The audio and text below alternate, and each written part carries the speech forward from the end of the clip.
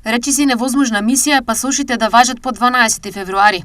Ова е заклучокот од ставот на министерот за надворешни работи Бујер Османи. Според него, грчката страна има разбирање од македонската за техничките аспекти, но обврските од меѓународниот договор остануваат.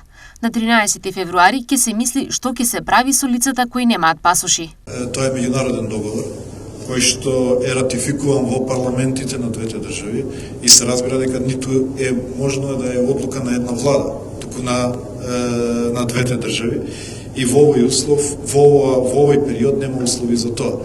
Најдобро се договоривме да бидеме во секојдневна комуникација со грчката страна за да граѓаните не се соочат со проблеми после 13 февруари во однос на транспортерите, во однос на сообраќајните дозволи, во однос на пасоши. Според него, некоректно е граѓаните да седат без грижа и надеж дека државата ќе среди, па после да им се каже не можеме. За личните карти ве информираше МВР дека законот заглавил во собрание, па тие рокови не се пресликани во законот за лични карти и затоа може за домашна употреба да се користат, меѓутоа за патни исправи, за останатите документи и во уставниот закон и во останатите законски решенија, рокот е 5 години од стапување во сила, а тоа е 13 февруари.